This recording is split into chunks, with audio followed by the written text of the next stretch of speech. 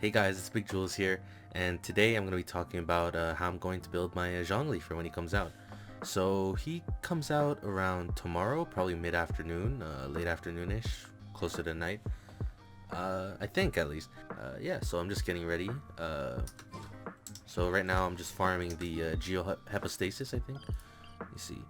Yeah, the Geo Hypostasis, and that's gonna drop the topaz chunks. That all the chunks. We're gonna need all three of these, not these ones unless you're rank 50, I think. And basalt pillars. I think you need around 24 basalt pillars in order to fully ascend him. So I'm just getting ready to fully max him when he comes out. So let's see. Okay, over here. So I have 25. Yeah. Okay, so I have enough. It should be 24 if memory serves me right. So I think Zhongli as a Geo DPS is not really how you want to build him. I think you want to build him closer to Razor. Excels at being a physical DPS, so just on hit damage from his auto attacks and his charge attacks. Because Zhongli's what is it? His meteorite lowers physical defense. So for artifacts, sorry, oh, that's not the...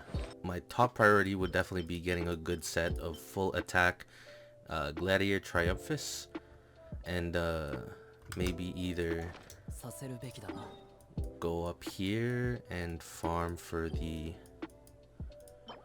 Bloodstained Chivalry, not the 4-piece set, just the 2-piece set. So what you can do is a 2-piece Gladiator set and a 2-piece Bloodstained Chivalry set. The 5th piece just compensating for more attack, or maybe you want geo damage, or I think he scales off HP. I wouldn't recommend getting an HP main stat for an artifact. He scales off HP fine, so I don't think it's too big a deal if that's all you have. So purely from watching his trial videos, it seems like his pillars will tick every second or couple seconds and deal some geo damage, and I don't think that's enough to warrant building him as a geo damage builder. Your attack stat covers everything from your geo damage to your overload damage. It covers everything. So those are just extra multipliers on your attack stat. So your attack stat is the most important overall. I do not think Geo is that important because from watching Zhongli's trials, it seems that his E, the pillars that give a little pulse of Geo damage, are mostly used not for damage. They don't do a lot of damage, it seems, but they're mostly used for getting energy particles to charge your ultimate. And since Zhongli's ultimate has a low cooldown and a low energy cost, you'll be spamming that shit non-stop. So like getting like substats on your artifacts of energy recharge, and like, you know, you want attack, of course, attack percents, not attack flat. That's it. Maybe some HP substats. HP substats aren't as bad anymore because he scales off his HP. That's pretty cool. So because geo damage does not seem to be his main like focal point, I think that going with Gladiator just for the pure damage, the 4 set's good too because he uses a polearm. If you don't have good Gladiator pieces, going for the Bloodstained Chivalry for the 25% physical, I think that's the best way to build him if you want to go for DPS. But there is another way to build him. Instead of going for the attack stat, you want to build the Noblesse's Oblige, which gives you a 2-piece elemental burst damage plus 20%. And that is huge on his ultimate. If you want to, like, with the Noblesse Oblige set, you're building him basically as an NP spammer. You're basically, it's like Venti, except every time you ulti, you lower their defense, their physical defense. So you can switch to maybe your Razor and then start swinging like a madman and start doing crazy damage. So I'd only recommend the 2-piece because unless you're kind of using him in a support role, which I wouldn't recommend because I think that's just wasted, like, that's just wasted talent, you know? I'd probably go with a Noblesse Oblige. And probably just something like Gladiator or something.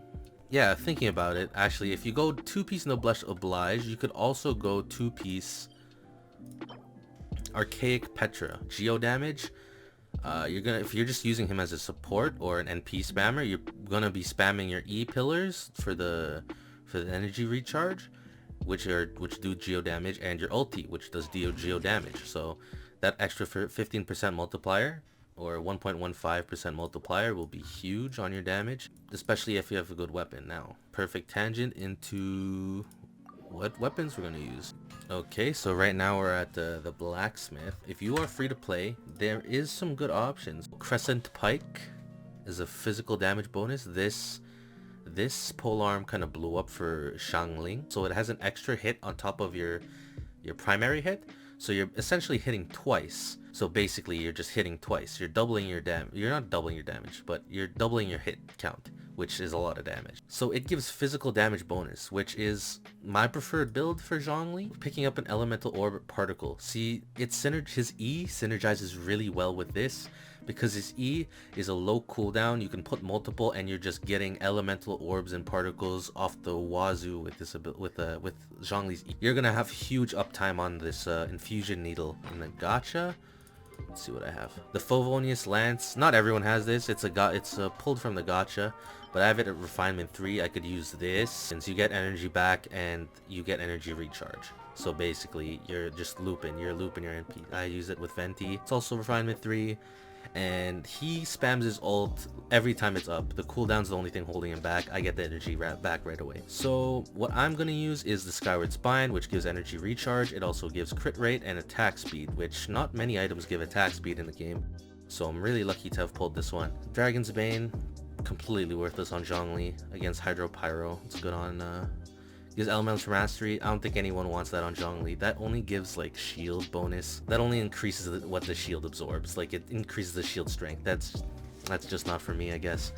But in terms of other spears, yeah, I don't know. I don't have any other spears. I guess out of these three, Favonius Lance is fantastic, because that energy recharge is huge, and I use the Warbow for Venti. It's OP. So if you are going the Noblesse build, the Favonius Lance is definitely looking good. But the Skyward Spine, for me, the Jade Spear is definitely the best spear for Zhongli, but this is also good just because I have it. I'm gonna use it. 5-star weapons, they scale best into late game. They get the highest stat, and that stat is huge.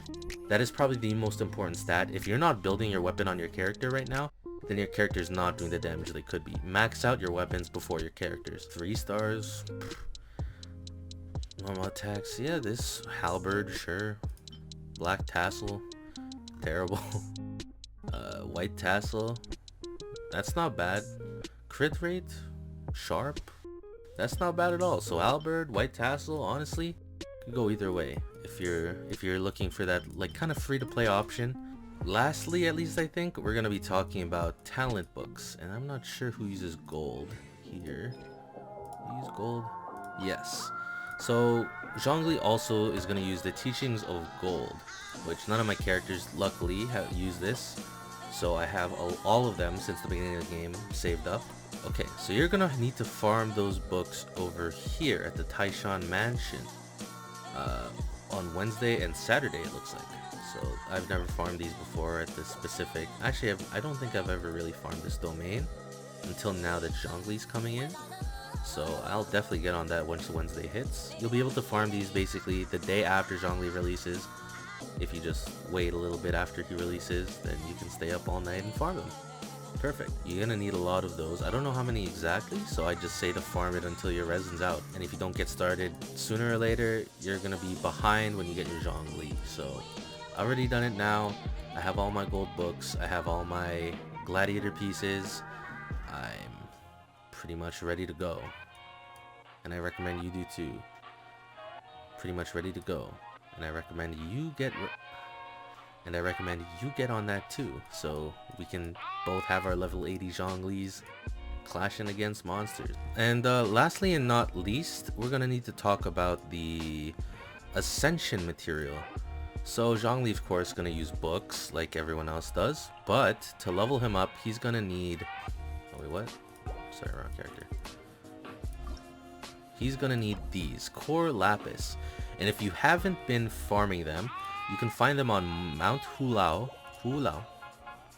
Sorry for my Chinese pronunciation, but here on Mount Hulao, you can go here, and in the area here you'll find I think it's 12 or 13 different core lapis veins, and you can farm that every other day, or you can just find them across the world. If you're still exploring the world, you'll find them everywhere. Just make sure to farm those. He's gonna need them to ascend, and if you don't get enough of them, you won't be able to hit level 80.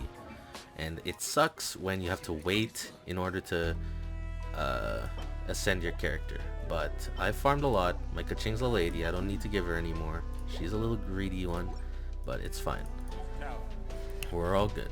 So yeah, that's pretty much it on building a Zhongli. I hope this video helped, and I can't wait to see your guys' Zhonglis. I can't wait to get mine. Can't wait to see you guys out there on Genshin Impact. So yeah, thanks a lot for watching.